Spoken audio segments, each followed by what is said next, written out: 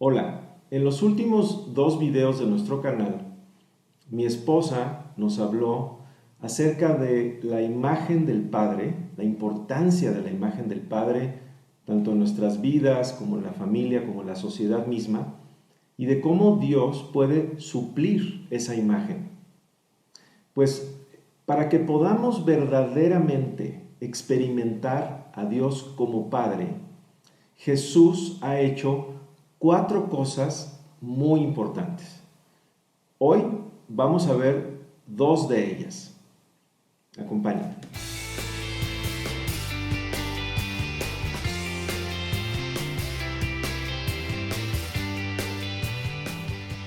La primera cosa que hizo Jesús para que tú y yo podamos experimentar a Dios como nuestro Padre es que nos presentó a Dios como Padre. Hay muchas religiones en el mundo, hay 3 grandes creencias que son que creen en un solo Dios que es el creador de todo: el judaísmo, el cristianismo y el islam. Sin embargo, frecuentemente en estas fes encontramos, sobre todo en el judaísmo y en el islam, encontramos este acercamiento a Dios como el eterno, el todopoderoso, el Dios supremo, etcétera, lo cual obviamente es correcto, pero es peculiaridad de Jesús el presentarnos tan ampliamente a Dios como Padre, como Papá. Algunas personas piensan que Dios no se reveló como Padre sino hasta que Jesús nos lo presentó así. Sin embargo, encontramos evidencia en el Antiguo Testamento, si bien es poca evidencia, pero sí la hay, de Dios presentándose a sí mismo como Papá, como Padre. Un ejemplo es Jeremías 3:19, donde dice Dios: yo mismo dije, cómo quisiera tratarte como a un hijo y darte una tierra codiciable, la heredad más hermosa de las naciones.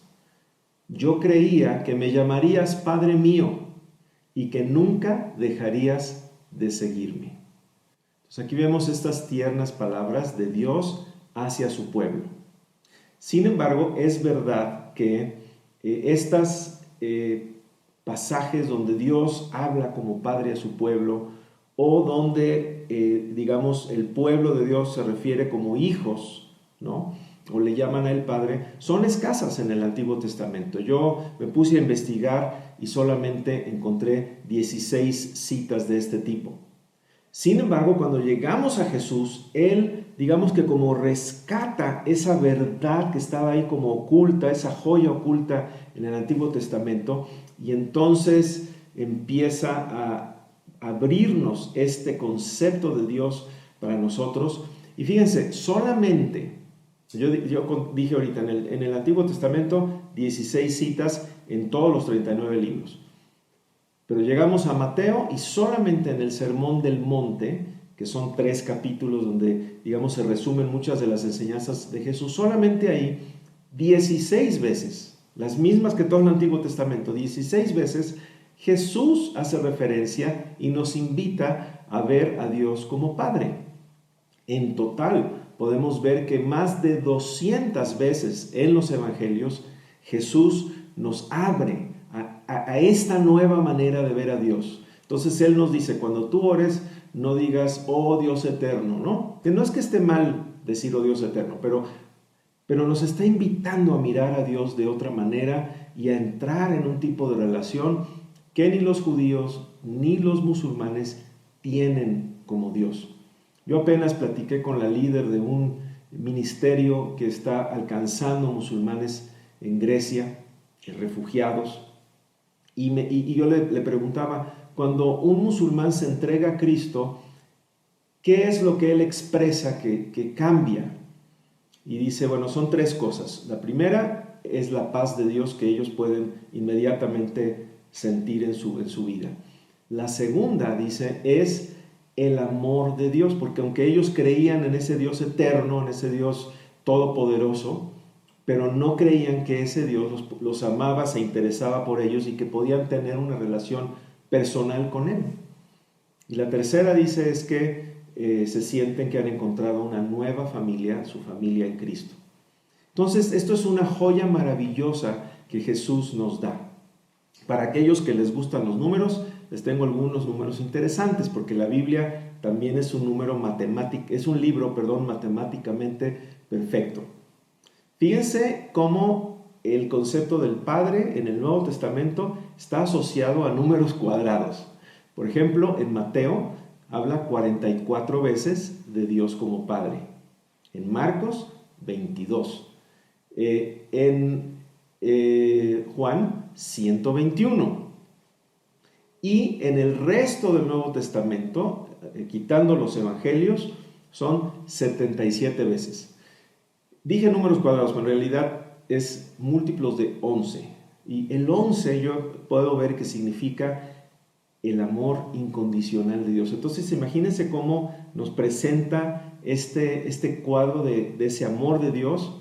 El único libro en realidad del Nuevo Testamento que no presenta esta relación con el 11 es Lucas, porque ahí nos presenta a Dios como Padre en 17 ocasiones. Pero bueno, vayamos a la segunda cosa que Jesús ha hecho para que podamos conocer a Dios como nuestro Padre.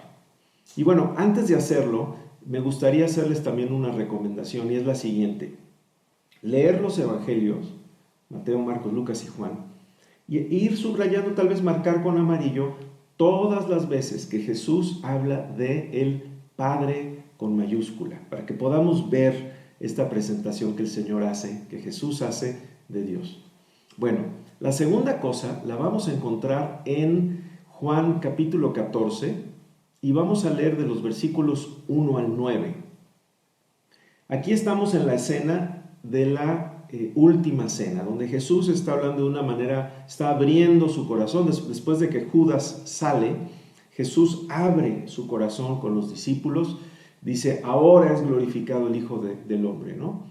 Entonces Él empieza a hablar de una manera que nunca antes lo había hecho con ellos.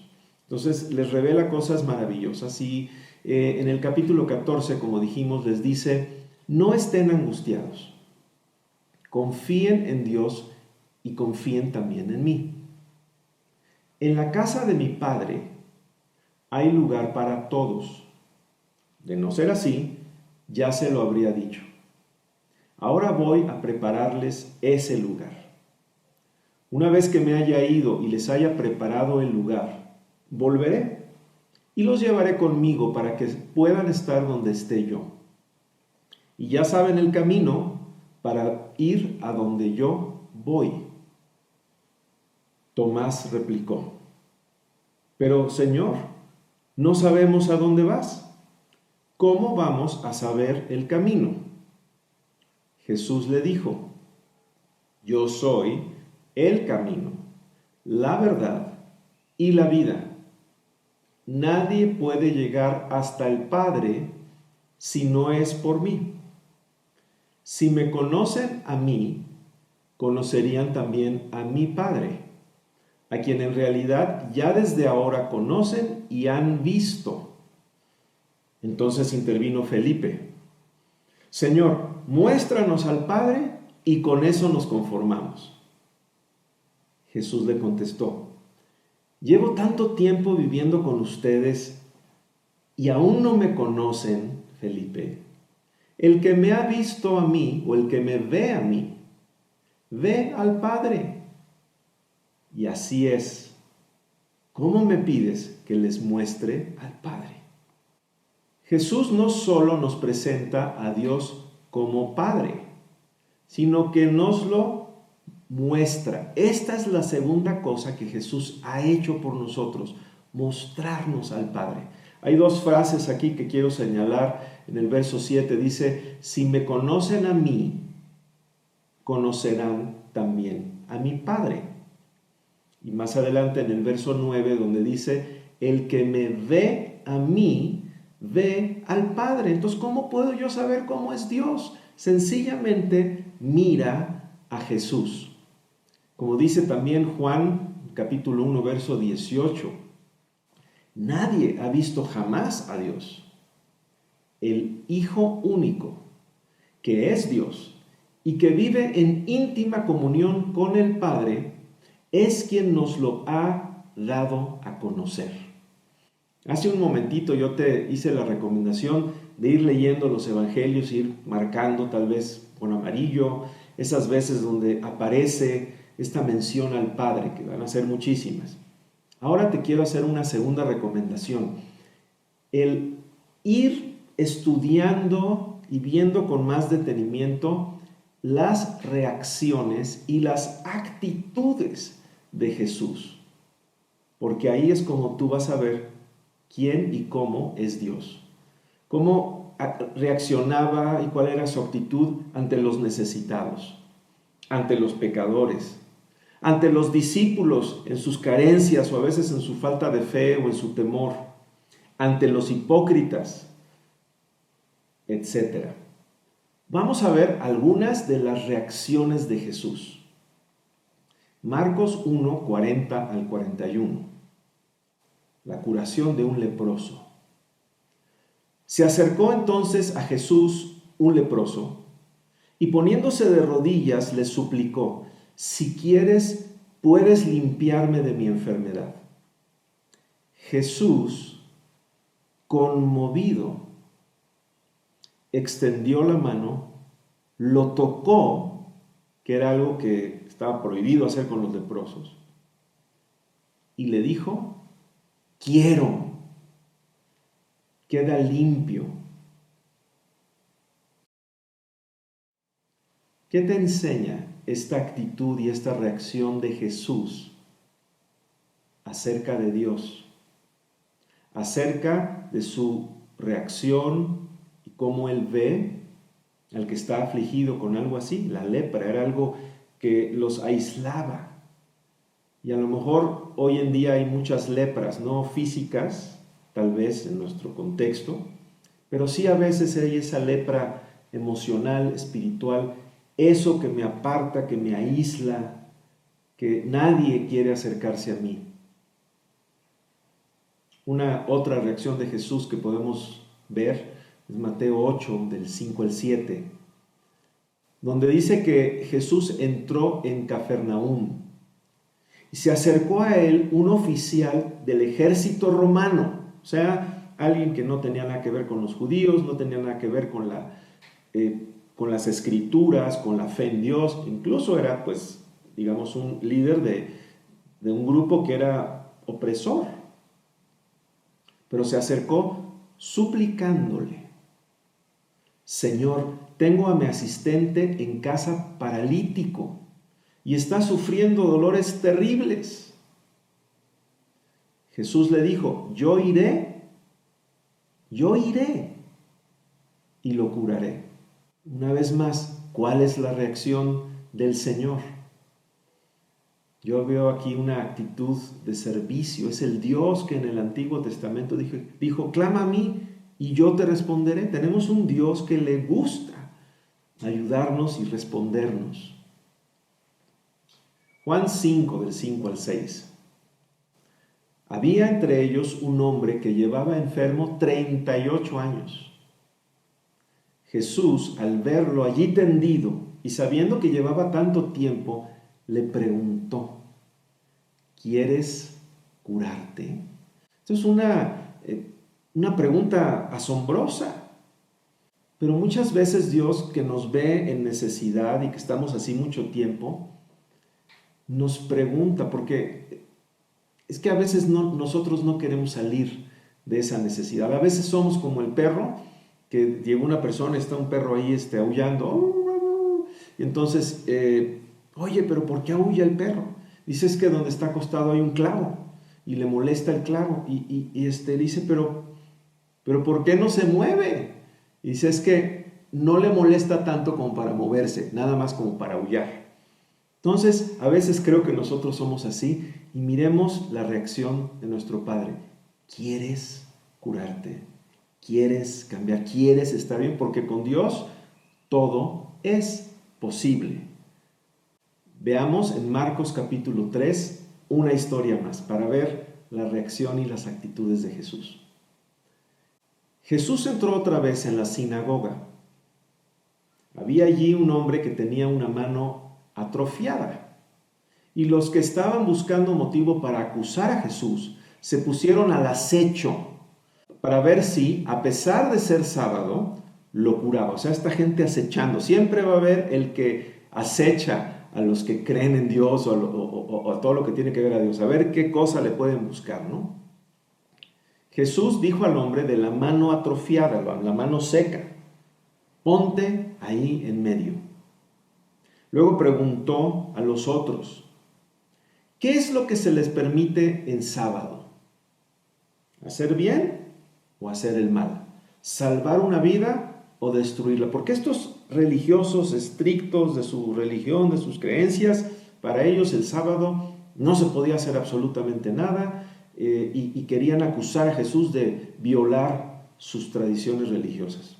Entonces Jesús les dice, a ver, ¿tampoco se puede hacer el bien el sábado? Ellos callaron. Al verlos tan obcecados, Jesús les echó una mirada, enojado y entristecido al mismo tiempo. Creo que al Señor a veces le entristece cuando somos religiosos, cuando somos cuadrados, cuando somos fariseos. Y dijo al enfermo, extiende la mano.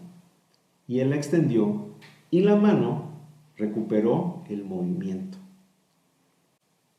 Me recuerda también más adelante en Juan capítulo 8, donde traen una mujer que había sido cachada en el acto mismo del adulterio, otra vez todos estos religiosos ya listos con las piedras y queriendo que sea Jesús el que dé la orden para que la apedreen a esta mujer pecadora, ¿no?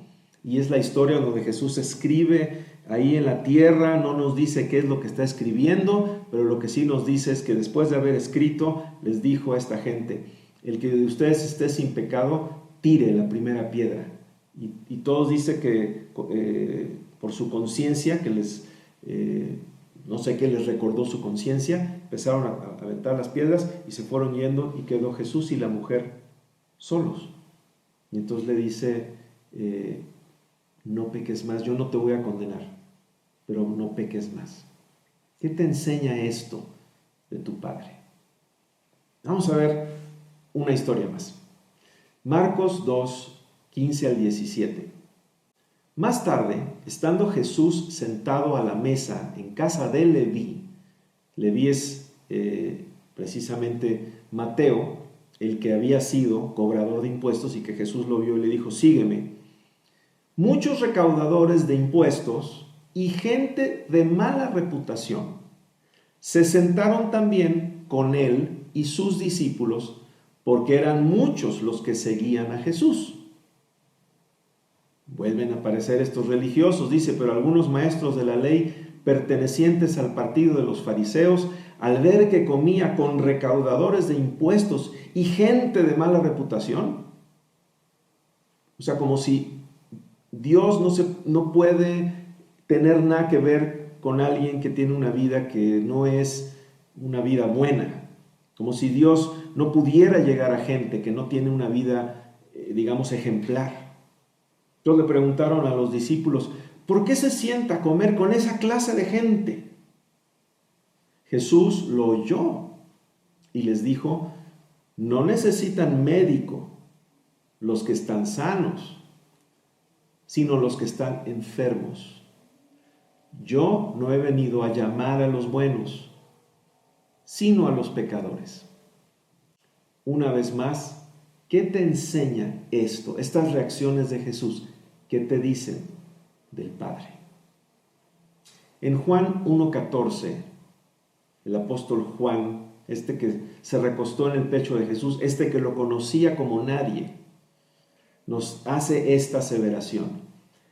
Y la palabra se hizo carne y habitó entre nosotros y contemplamos su gloria, como la gloria del unigénito del Padre, lleno de gracia y de verdad. A mí me encanta cómo el apóstol Juan define en 2 palabras a Jesús: lleno de gracia, lleno de verdad. Esta combinación de gracia con verdad. Gracia, por cierto, significa cariño, significa buena voluntad, significa buena disposición, como dirían los jóvenes de hoy, buena vibra. O sea, una persona llena de ganas, llena de amor, llena de ganas de ayudar, llena de ganas de servir, y a la vez con esta verdad. Esta combinación, este matrimonio de gracia con verdad, misericordia y verdad, es la fórmula perfecta para ver cambios en nuestras vidas y en la vida de las personas. Esta expresión que usa aquí Juan, donde dice, vimos su gloria, me remonta a mí al libro de Éxodo, cientos y cientos de años antes. Moisés, este líder que está sacando al pueblo de Egipto, cuando van en esa salida, Moisés tiene esta relación muy cercana con Dios. Y en una ocasión, en el capítulo 33, Moisés le suplica a Dios y le dice, déjame ver tu gloria. Y el Señor le respondió, haré pasar delante de ti todo mi esplendor. Delante de ti proclamaré mi nombre, el Señor. Tendré misericordia de quien quiera y seré compasivo con quien me plazca. Pero no podrás ver mi rostro, porque nadie puede verlo y quedar con vida. O sea, Dios le dice, yo te voy a revelar mi gloria, pero no vas a poder ver mi rostro. Vas a verme en mi esplendor, pero no mi rostro. Y entonces vemos cómo vemos la respuesta de Dios ante Moisés, y es bien interesante cómo Dios le muestra su gloria a Moisés.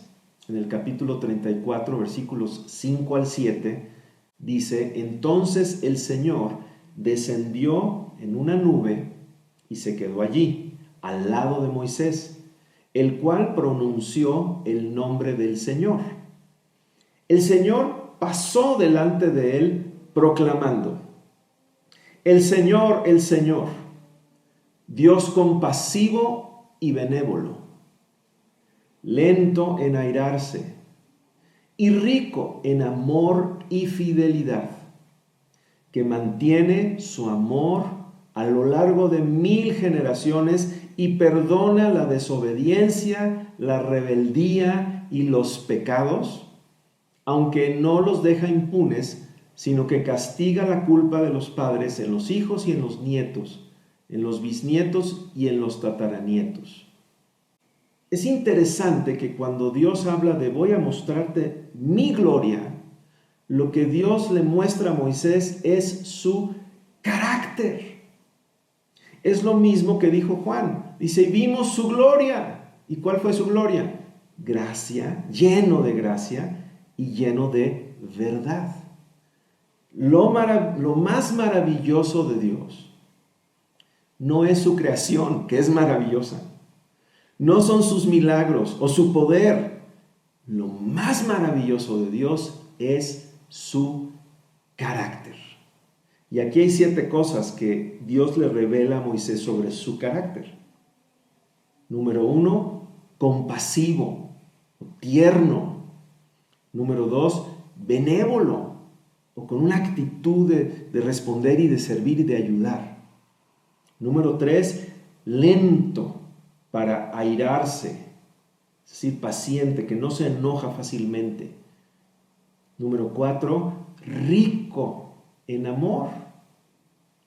Número 5, rico en fidelidad. Número 6, que mantiene su amor a lo largo de 1000 generaciones. Nosotros podemos ser fieles, infieles, los tiempos pasan. Dios mantiene su amor, mantiene su pacto. Y número 7, que es capaz de perdonar Y en algún video anterior hablamos de estos 3 niveles de pecado: desobediencia, rebeldía y los pecados. Son diferentes niveles del pecado en nuestras vidas. Desde luego, se necesita el arrepentimiento verdadero, nos lleva al perdón total. Estas son las características de Dios, de su gloria, de su carácter. Y si nos fijamos en estas reacciones que estuvimos viendo de Jesús, pues son las 7 cosas que se pueden ver en las reacciones y en las actitudes de Jesús. Pero hay algo más. Dios no le permitió a Moisés ver su rostro, pero Él sí hizo provisión para que nosotros podamos ver su rostro. ¿Y cómo podemos ver el rostro de Dios? Pues en 2 Corintios 4:6 el apóstol Pablo nos da la respuesta.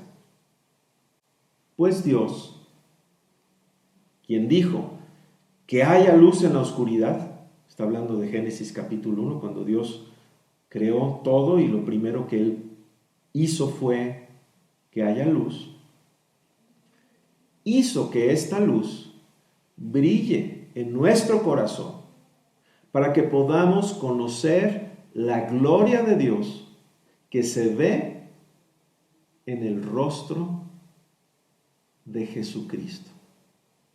Por eso es importante: estudia los evangelios, pide la luz de Dios, porque así como en la creación fue el poder de Dios creando la luz, en nuestros corazones necesitamos que Él también brille para que podamos darnos cuenta.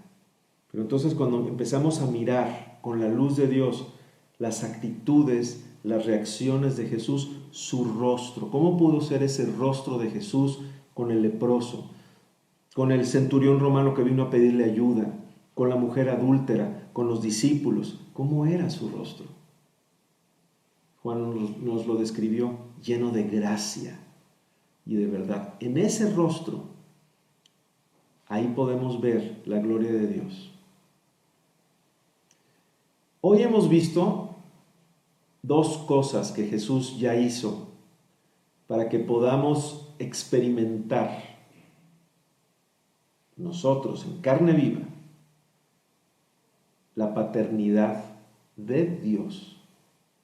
Él nos habló de Dios como Padre y Él nos lo mostró con su vida. La próxima semana veremos 2 cosas más que Jesús ya hizo para que podamos experimentar esto tan importante en nuestras vidas. Por lo pronto, me gustaría decirte que puedes estar en contacto con nosotros a través de nuestras redes sociales. Y también te quiero animar, si no lo has hecho, que te suscribas a este canal y le piques al botón de las notificaciones para que puedas saber y enterarte de los videos que subimos cada semana. Quiero terminar con lo siguiente. Regresamos a esta historia que les conté de Moisés, y después de que Dios le muestra su gloria a Moisés, me gustaría que miráramos la reacción de este hombre. Éxodo 34, del 8 al 9.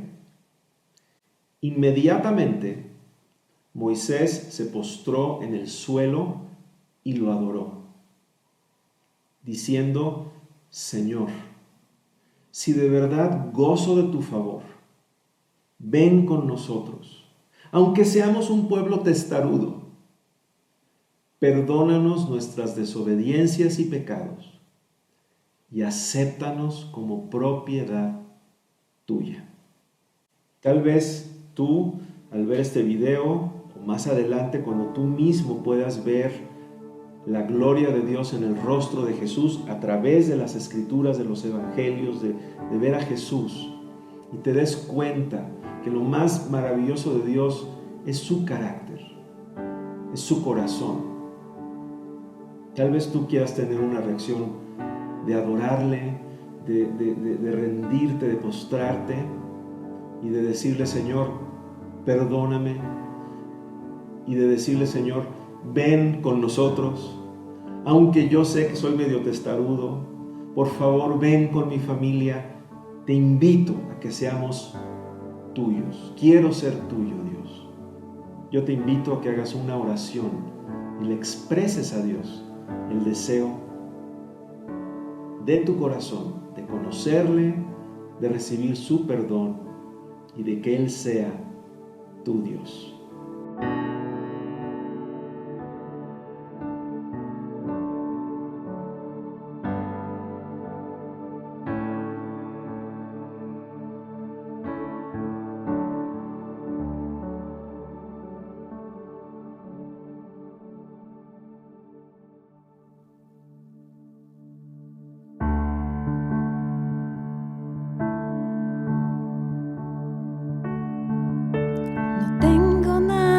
Para ofrecer, nada que te pueda sorprender, solo un corazón quebrantado una y otra vez.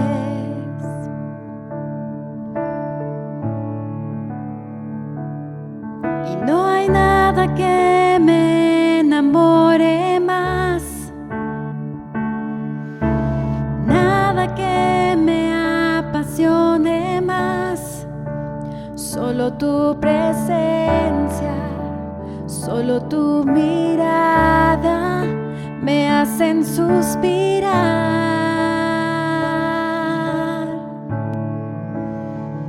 Me inclino ante ti, Rey que perdona multitud de errores. Me inclino ante ti, digno, eternamente digno, impresionante y digno. Solo ante ti yo me inclino.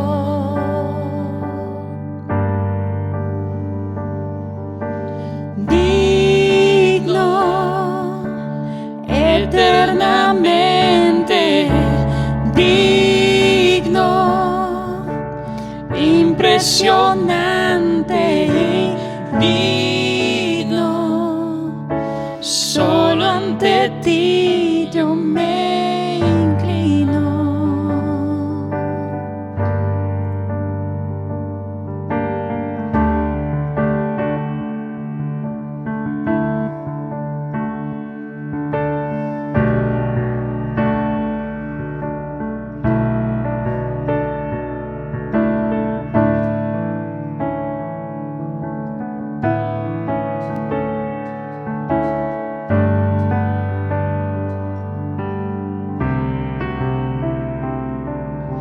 No tengo nada para ofrecer, nada que te pueda sorprender, solo un corazón quebrantado una y otra vez.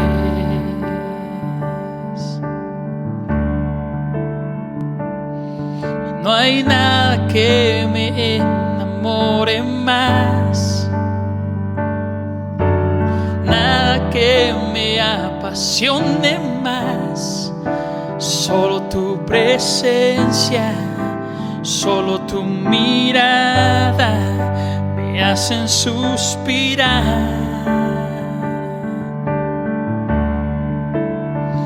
Me inclino ante ti, Rey que perdona multitud de errores. Me inclino ante ti, digno, eternamente digno, impresionante impresionante y digno. Solo ante ti yo me inclino. Tú eres digno, eternamente digno, impresionante, digno. Solo ante ti yo me inclino.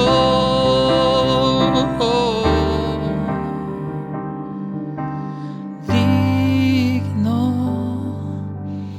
eternamente digno, impresionante, digno.